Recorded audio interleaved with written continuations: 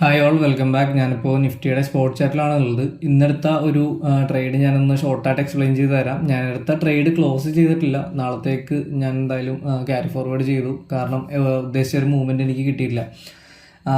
ഇവിടെ ഞാൻ എടുത്തിട്ടുണ്ടായിരുന്നത് ഒരു കോള് സെല്ലാണ് എടുത്തിട്ടുണ്ടായിരുന്നത്. കാരണം ഞാൻ ഒരു ഡൗൺ സൈഡ് മൂവ്മെൻ്റ് ആണ് എക്സ്പെക്ട് ചെയ്ത് ആ ഒരു ട്രേഡ് എടുത്തിട്ടുണ്ടായിരുന്നത്. ഇനി അത് എടുക്കാനായിട്ടുള്ള ഒരു റീസൺ എന്താണെന്ന് വെച്ച് കഴിഞ്ഞാൽ ഞാനിപ്പോൾ 1 ഡേ ടൈം ഫ്രെയിമിൻ്റെ അനാലിസിസിൽ ഞാൻ പറഞ്ഞുതരാം. നമ്മളെപ്പോഴും പ്രീവിയസ് ആയിട്ടുള്ള ഒരു പ്രൊഫൈലിൻ്റെ റെഫറൻസിലായിരിക്കും ഒരു ട്രേഡ് കാര്യങ്ങളൊക്കെ പ്ലാൻ ചെയ്യുന്നത്. ഇവിടെ നമുക്ക് ഒക്ടോബറിൻ്റെ പ്രൊഫൈൽ നോക്കുകയാണെന്നുണ്ടെങ്കിൽ ഇതാണ് നമുക്കൊരു ട്രേഡ് നടന്ന ഏറ്റവും കൂടുതൽ ട്രേഡ് നടന്ന ഒരു സോണായിട്ട് കാണുന്നത്. ഇതിനെ തന്നെ മൂന്നായിട്ട് ഞാനൊന്ന് സ്പ്ലിറ്റ് ചെയ്ത് കാണിച്ചു തരാം. മൂന്നായിട്ടൊന്ന് ഏകദേശം ഒന്ന് ഈക്വലായിട്ട് നമ്മൾ സ്പ്ലിറ്റ് ചെയ്യുകയാണെന്നുണ്ടെങ്കിൽ നമുക്കൊരു ഹയർ ആയിട്ടുള്ള ഒരു പ്രൈസിൻ്റെ ഒരു സോണും അതുപോലെ ഒരു ഡിസ്കൗണ്ട് പ്രൈസിൻ്റെ ഒരു സോണും അതുപോലെ തന്നെ ഒരു ആവറേജ് പ്രൈസിൻ്റെ ഒരു സോണും നമുക്ക് കാണാൻ പറ്റുന്നുണ്ട്.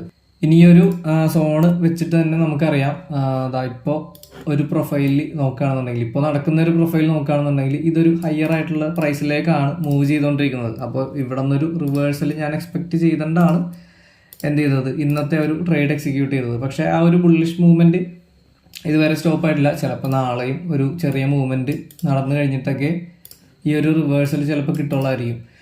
എന്തായാലും ഞാൻ ചെയ്തിട്ടുള്ളത് കോൾ സെല്ലിംഗ് ആണ് ചെയ്തിട്ടുണ്ടായിരുന്നത്. അപ്പോൾ ഒരു ടൈം ഡീക്കെ കാര്യങ്ങളൊക്കെ വന്ന് പ്രോഫിറ്റബിൾ ആവും എന്നാണ് എൻ്റെ ഒരു പ്രതീക്ഷ. അതുപോലെ ഞാൻ ഇനി ഈ ഒരു ട്രേഡ് ഹോൾഡ് ചെയ്യാനായിട്ടുള്ള മറ്റൊരു കാര്യം എന്ന് പറഞ്ഞു കഴിഞ്ഞാൽ ഇവിടെ നമുക്ക് ഒരു സ്ട്രോങ് ആയിട്ടുള്ളൊരു ഗ്യാപ്പ് മാർക്കറ്റിൽ വന്നിട്ടുണ്ട്. സോ ഗ്യാപ്പ് ഫില്ലിങ് ഞാൻ എക്സ്പെക്ട് ചെയ്യുന്നുണ്ട്. അതുപോലെ തന്നെ പ്രീവിയസ് ആയിട്ടുള്ള ഒരു പ്രൊഫൈൽ നോക്കുകയാണെന്നുണ്ടെങ്കിൽ ഇവിടെ എനിക്കൊരു പോയിന്റ് ഓഫ് കൺട്രോൾ കാണിക്കുന്നുണ്ട്. ഈ ഒരു റെഡ് ലൈൻ ആണ് നമ്മളുടെ ഏറ്റവും കൂടുതൽ ട്രേഡ് നടന്ന ഒരു പ്രൈസ് ആയിട്ട് കാണിച്ചു തരുന്നത്. ഓക്കെ, അപ്പോൾ അതൊരു പോയിന്റ് ഓഫ് കൺട്രോൾ ആണ്. അവിടെ നിന്നൊരു റിജക്ഷൻ കാര്യങ്ങളൊക്കെ പൊതുവേ കാണാറുണ്ട്. അപ്പോൾ ഇത്തരം കാര്യങ്ങളുടെ ബേസിലാണ് ഞാൻ ആ ഒരു ട്രേഡ് സ്റ്റിൽ ഹോൾഡ് ചെയ്യുന്നത്. ഒന്നെന്ന് പറയുന്നത് ഹയർ ആയിട്ടുള്ള ഒരു പ്രൈസിലാണ് നിൽക്കുന്നത്. പിന്നെ രണ്ടാമത്തെ കാര്യം നമുക്ക് നല്ലൊരു ഗ്യാപ്പ് ഇവിടെ ഉണ്ട്. സോ ഗ്യാപ്പ് ഫില്ലിങ്ങിനുള്ള സാധ്യതയുണ്ട്. പിന്നെ അതുപോലെ തന്നെ ഒരു പോയിന്റ് ഓഫ് കൺട്രോൾ ഇവിടെ ഉണ്ട്. അപ്പോൾ ഇത്രയും കാര്യങ്ങൾ വെച്ചിട്ടാണ് ഞാനിപ്പോൾ ഒരു റിവേഴ്സൽ എക്സ്പെക്ട് ചെയ്തിട്ട് ആ ഒരു ട്രേഡ് എടുത്തിട്ടുള്ളത്.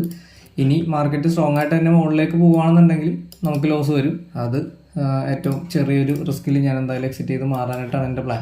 ഓക്കെ, അപ്പോൾ ഈ ഒരു ട്രേഡിൻ്റെ കണ്ടിന്യൂഷൻ ഞാൻ എന്തായാലും നാളെ അപ്ഡേറ്റ് ചെയ്യാം. സോ സ്ക്വയർ ഓഫ് ചെയ്ത് കഴിഞ്ഞാൽ നമുക്ക് ഇതിൻ്റെ ബാക്കി കാര്യങ്ങൾ പറയാൻ പറ്റുള്ളൂ. സോ നാളെ എന്തായാലും മറ്റൊരു വീഡിയോയിൽ കാണാം. Okay, by.